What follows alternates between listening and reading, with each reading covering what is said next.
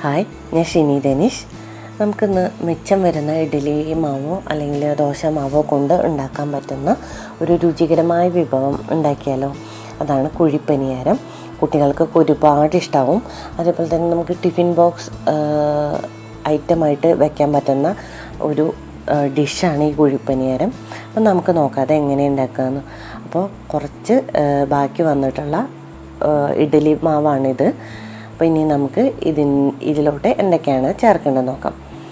നമുക്ക് ഒരു ചോപ്പർ എടുക്കുക, അല്ലെങ്കിൽ നമുക്ക് ഇത് നുറുക്കി വെച്ചതായാലും എടുത്താൽ മതി. ഞാനൊരു 2 പച്ചമുളക് എടുത്തിട്ടുണ്ട്, അതുപോലെ തന്നെ ഒരു 2 വറ്റൽമുളകും എടുത്തിട്ടുണ്ട്.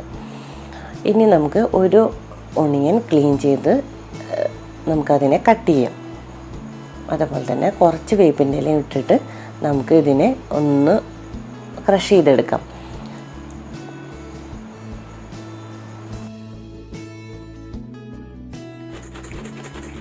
നിങ്ങൾക്ക് ഇതേപോലത്തെ ചോപ്പർ ഉപയോഗിക്കുക വെച്ചാൽ ഈസി ആയിട്ട് നമുക്ക് ഇങ്ങനത്തെ പണിത്തിരക്കൊക്കെ ഉണ്ടാകുമ്പോൾ ഈസി ആയിട്ട് നമുക്ക് കട്ട് ചെയ്തൊക്കെ കിട്ടും. അപ്പോൾ എല്ലാവരും ഇതൊക്കെ യൂസ് ചെയ്യുക. ഒരു പാൻ വയ്ക്കാം. പാൻ ചൂടായി വരുമ്പോൾ നമുക്ക് വെളിച്ചെണ്ണ ഒഴിച്ചു കൊടുക്കാം. വെളിച്ചെണ്ണ ചൂടായി വരുമ്പോഴേ നമുക്ക് അതിലോട്ട് ഉഴുന്നുപരിപ്പ്, അതേപോലെ തന്നെ കടുക്, വേപ്പില എന്നിവ ഇട്ടിട്ട് നമുക്കൊന്ന് അത് പൊട്ടിയതിന് ശേഷം നമുക്ക് നമ്മളെ ചോപ്പ് ചെയ്ത് വെച്ചിരിക്കുന്ന ആ മിക്സ് ഉണ്ടല്ലോ, ആ മിക്സ് ഇതിലോട്ട് ഇട്ട് കൊടുക്കാം.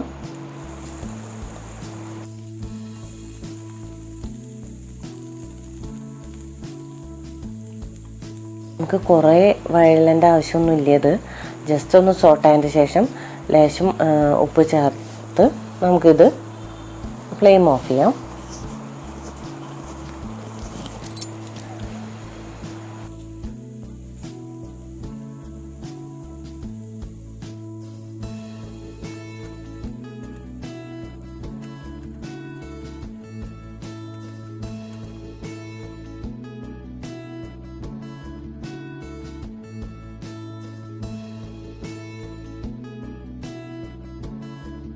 ഇനി നമുക്ക് ഈ മിക്സ് നമ്മളുടെ ഇഡ്ഡലി ബാറ്ററിൽ ചേർത്ത് കൊടുക്കാം.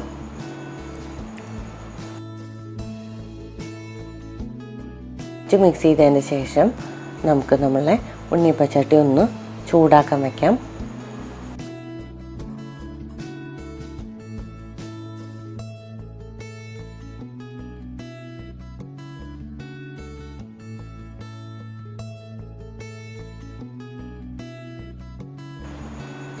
ഉണ്ണിയപ്പച്ചട്ടി ചൂടായി വരുമ്പോൾ നമുക്ക് അതിലോട്ട് വെളിച്ചെണ്ണ, നമ്മൾ ഉണ്ണിയപ്പം ഒഴിക്കുന്ന പോലെ ഫുള്ളായിട്ടുള്ള വെളിച്ചെണ്ണ ഒഴിക്കേണ്ട ആവശ്യമില്ല. ജസ്റ്റ് ഒന്ന് ബ്രഷ് ചെയ്താൽ മതി.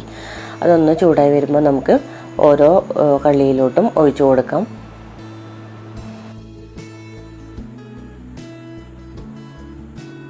അതിന് ഉള്ളു വേവാൻ വേണ്ടി ഇത്തിരി സമയം കൊടുക്കണം. ഇത് വളരെ ഈസിയാണ്. കുട്ടികൾക്കൊക്കെ ഒരുപാട് ഇഷ്ടമാവും ഇത്. കാരണം ഇഡ്ഡലി, ദോശ സെയിം തിങ് നമ്മൾ കഴിച്ച് മടുത്ത പിള്ളേർക്ക് ഇത് പെട്ടെന്ന് കൊടുക്കുമ്പോൾ അവർക്കൊക്കെ ഒരുപാട് ഇഷ്ടമാവും. അപ്പോൾ എല്ലാവരും ഇതൊന്ന് ട്രൈ ചെയ്ത് നോക്കണം. നമുക്ക് അപ്പുറം മറിച്ചിട്ട് കൊടുക്കാം. ഇതിലൊക്കെ പോകുമ്പോൾ ചോറ് കഴിക്കാൻ മടിയുള്ള പിള്ളേർക്കൊക്കെ ആണെങ്കിൽ ഇങ്ങനത്തെ പനിയാരം ഉണ്ടാക്കിയിട്ട് നമുക്ക് ടിഫിൻ ബോക്സിലൊക്കെ വെച്ച് കൊടുത്തു കഴിഞ്ഞാൽ പിള്ളേർക്ക് ഈസി ആയിട്ട് കഴിക്കാനൊക്കെ പറ്റും. അപ്പോൾ ഇതെല്ലാവരും ഒന്ന് ട്രൈ ചെയ്യണം. നമ്മൾ പനിയാരം 2 സൈഡും റെഡി ആയിട്ടുണ്ട്. അപ്പോൾ നമുക്കിത് എടുത്തു മാറ്റാം.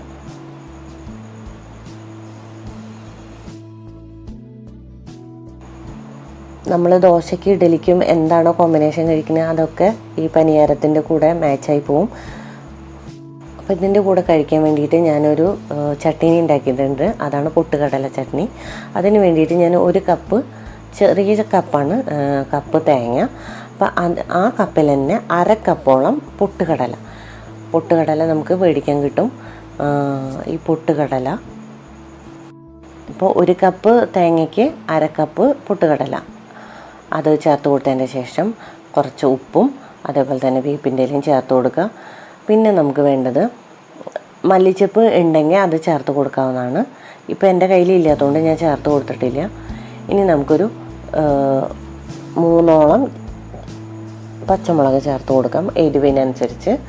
അതേപോലെ തന്നെ ഒരല്ലി വെളുത്തുള്ളി, ഒരല്ലി ചുവന്നുള്ളി, അതേപോലെ തന്നെ ഒരു ചെറിയൊരു കഷ്ണം ഇഞ്ചി ഇത് കട്ട് ചെയ്തിട്ട് നമുക്ക് ലേശം വെള്ളം ഒഴിച്ചിട്ട് അരച്ചെടുക്കാം.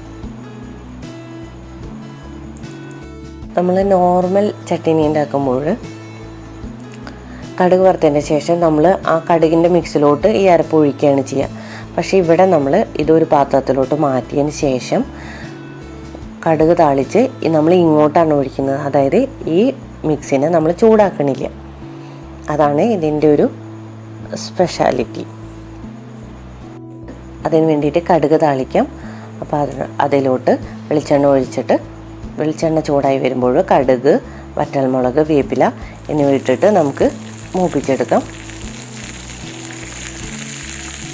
ഇനി നമുക്ക് ഈ താളിപ്പ് നമ്മൾ ഈ അരപ്പിലോട്ട് ചേർക്കാം.